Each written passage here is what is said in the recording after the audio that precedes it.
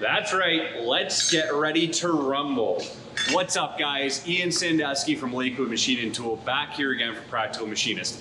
And today on a very special episode of Machine Shop Talk, we got to listen to your questions and some very hot seat comments about ERP systems. And today we're going to be joined by someone from ECI to ask all those questions and hopefully get the straight answers you guys are looking for.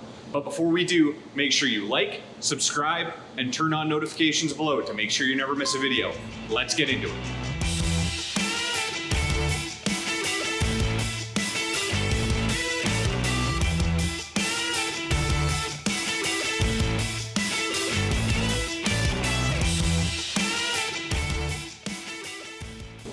Okay guys, so as promised today, we are going to be having a little bit of a hot seat interview, almost a roast if you will. As many of you guys know, ERP is something I've really been struggling with getting into because I have a lot of concerns about how it applies to small shops. And so we asked you guys what you guys thought about this subject. We collected your comments, we collected your questions. Thank you very much for everybody who sent them in. And it sounds like a lot of you guys have similar concerns and you have questions that you want answered that you may feel you may not have been able to get a straight answer out of a salesperson from before. So today we're going to be joined by Tim from ECI, who's going to sit down with us, go through these questions, and hopefully we're going to get to the bottom of this for once and for all. Let's go talk to him. Okay guys, so as promised, we're joined by Tim from ECI Software Solutions. Tim, thank you very much for joining us today. Thank you for having me, Ian. I'm ready to get into the hot seat and answer some tough questions. You definitely fielded some when we were at East Tech, so this is going to be an exciting little follow-up to it. Now, the Practical Machinist community, obviously, with a lot of these things, you don't hear all the success stories. Typically, you're going to hear people saying, you know, I had this problem or I have this question. And that's kind of what we put together for today. So these are all questions actually sourced from the Practical Machinist community. So let's dive right into it. So the first question we had was, what is an ERP system and what is ECI? So ERP, in my opinion, it stands for Enterprise Resource Planning. That's a fancy words. What it really means is, in my opinion, is the foundation of your business. You're using it to run your business from a software standpoint, from getting business, making that business happen from the manufacturing production floor, shipping out, invoicing, and getting your money back, and then analyzing and viewing what happened in a postmortem, and then trying to predict what will happen in the future. ECI is a company, we've been around for 25, 30 years now, focusing in small to medium businesses. We have 3 products primarily that we sell to, 2 of which are focused on companies that are most likely listening to our conversation here. And that's our M1 product, and that's our Job Boss² product. The next one we have from the community is, just to literally read what they wrote, after you quote a job that has multiple levels of sub-assemblies, then your customer comes back and wants different qualities than quoted. How well does the ERP handle the new qualities? So the problem that is the reason for this is that there's really 2 different concepts of ERP out there in the industry. Number 1 is an item-based product, and number 2 is a job-based product. Item-based product is really more for mixed mode manufacturing, really for more repetitive manufacturing. A job-based ERP is something very, very different, and it is made more for the job shop industry. It is smaller, it is leaner. I can have a quote, I can have an item, I can have a job, but they don't have to be linked. Both our M1 and our Job Boss product, specifically for ECI, are more job focused. I can create a job from somebody walking in without having an item, without having an estimate or a quote. And then I can release that job to the floor and I can make changes and update that job to the realities of the situation. So that's one of the questions I would ask. And it's a technical, buzzy question in the ERP world, but is your software item-based or is it job-based? And that's an important thing just to build off that, because a lot of people, including myself, when you're in especially a small job shop, it's easy to say, well, yeah, if I had part A, B, and C, and I'm planning production for 100, 200 monthly recurring, any software can handle that. When you're dealing with a small job shop and you say, listen, I have an order of 500. I also have Joe down the road who wants to come and get his lawnmower fixed. That's a bad example, but something that I'm probably never going to do again. Probably is going to change 5 times as it goes along. It's interesting to hear that that is actually built into this. Let's move on because this is one that really cut to the heart. Someone asked, or at least commented, be honest. Is it really worth it for small shops to have ERP? The true answer is it depends. It depends on the shop. If you are able to run your organization and answer the key questions that you feel that you need to, if you're able to keep your employees happy with the level of work and level of meetings that you have, then you don't really need an ERP. Where I feel an ERP comes into place is I'm not able to answer the questions that I have about the company. I always like to say every company gets to that pivot point though, where you have a choice. I can either choose to hire more people for data entry to get the answers to those questions, or I can invest in a new foundation of my company in ERP that is bringing all of that data into a singular database, that I don't have to spend or send my AR person or a director of accounting into a rabbit hole of Excel spreadsheets and pivot tables and downloads and all of that stuff to answer a question. Where are you at as an organization? Do you want to hire more people and have more meetings? Most people say no. Most people. Or is it time to invest the short-term pain of an implementation of an ERP system to really reset that foundation of an organization? No, that makes a lot of sense. And I feel like that's a genuinely very honest answer to that question that people want to hear. People get the yes, yes, yes, yes, yes. But it's good to hear that, sometimes maybe it's just not the right time. To kind of piggyback on this, and it's something that you kind of answered in the last question. Person asked, do you feel there are genuinely situations where the work for installing and maintaining an ERP system isn't a good choice for the company? In my opinion, if you're at the right organizational point in time, it's always the right time for the investment of the implementation of an ERP. When you can't answer those business questions, when you need to do this for a governmental reason. I know in the United States with ITAR and CMMC, a lot of companies are coming to us saying, I don't have a system and I need this to pass some of the audits that my customers are bringing onto. That's a true business decision. So at that point, the investment of understanding I have to get this going to meet my short term or my long term objectives, yes, it's always the right time to do it. When it comes to the managing it, though, what does success look like when leveraging an ERP? I got to get data collection done. I got to get my efficiencies. I got to quote and estimate better. But do I need a full a schedule system? Do I need a financial package? Do I need these other things right now? If you don't, that allows you to simplify and streamline and focus on what success looks like. And if you feel that the management is too heavy, where is that ROI benefit? You know, uh, if the value of the data that you are getting is worth less than the time it takes to gather it, you're wasting your resources, you're wasting your time. A lot of times when we're dealing with job shops, I don't need to collect data on every single step. We can make assumptions based on that cost because it's going to be roughly the same every single time. But where are the areas of variance that are going to provide the most value to you as an organization to make sure that you're quoting and estimating on the jobs that are actually happening, that you're making sure your margins are right? Where is the investment make it worthwhile to make that data and that ROI from that data valuable? That's the question that you should be asking yourselves on the continued involvement in management of that ERP. It's an interesting point because that's been something I've heard, not necessarily from the community, but just in talking to people, especially with a lot of the early ERP systems that I was introduced to, really focused on having people scan on and off jobs with barcodes. And you scan material when it comes in, it scans out. And I realized that, what we're talking about today is far beyond that.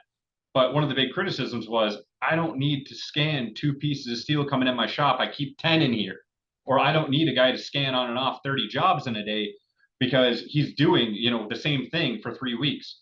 So hearing that, it is as scalable as you want it to be in that regard, and you can dig into it as much or, be as high level as you want with the same software is interesting.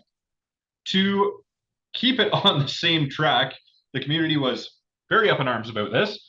What is a criticism that someone who works with ERPs every day would feel is a valid criticism of ERP systems? Ooh, okay. That's a good one. I like that one. Let's talk about implementation. Mhm. I know a lot of the competitors that we have on the lower end try to make it seem very easy. We're working on that. I know that. I think the investment in an ERP, sometimes salespeople will say, "Hey, this is going to be easy. We're going to hold your hand." I can't hold your hand about something that I don't know. So I think how ERP sales reps as in a general position implementation is something that I think is very fair. We have to have that buy-in, and it can't be a project manager or consultant for the ERP company driving that change. That's where it fails. You as the owner, you as the stakeholder, you as the project champion, the agent of chaos, have to push that to get that buy-in, to invest in that implementation and make sure that it works, because this is, again, is resetting that foundation of your entire company. To continue on with the idea of implementation, this actually ties into our next question, which is interesting. Mhm.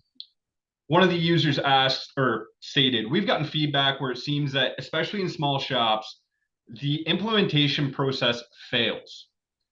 What do you think drives these failures to implement? Is it just a lack of buy-in, or what, in your experience? Obviously, you've seen a lot of this happen. Great implementations, horrible implementations, failed implementations. No one's going to bat 100. What do you think drives those failures? It's a lot of variables, and it's on both sides of the fence, actually three sides of the fence, when it comes to sales, when it comes to them buying the right product, and was it a good software search? That's the first thing. If you elected a bunch of options that weren't a good fit for your business, yeah, they're most likely going to fail. And most of the salespeople out there aren't going to tell you that they're the bad choice. The second part is from a resource and bandwidth perspective. Did you put the investment into it that it needed? Did you have a person not dedicated, but leaning towards focused onto it? I usually recommend about 10 hours a week for key stakeholders is what I would expect for a successful investment of an ERP. And the third piece is that change management. Do you drive it whole organization? Do you have buy-in? And finally, gosh, I said three, and now I'm going to say four.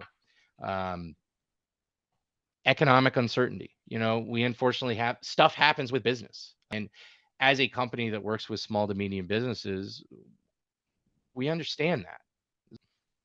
No, that makes a lot of sense. I hadn't really considered all those variables, to say the least.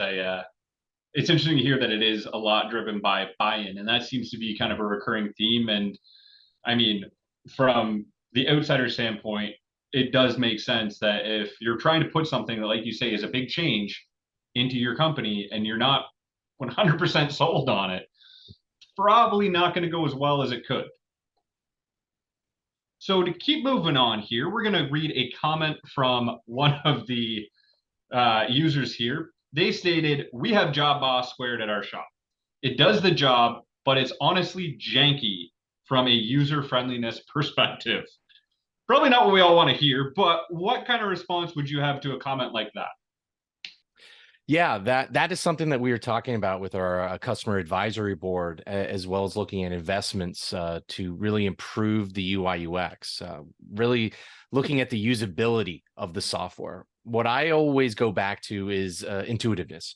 And I think an ERP software can always look to be better, especially as the users grow and change. And how can you drive better adoptions of the software, implement it better? Those are the key attributes to this issue as well. A lot of those are questions that our customers are asking us and conversations we are having, especially powered by those customers' thoughts. We've invested heavily into a customer portal as well to gather more of that information, specifically, about the Job Boss² product. You can go in there, you can put your ideas in there, you can vote on others' ideas, upvote or downvote, et cetera. And the top ones are getting that priority in our roadmap and development strategies.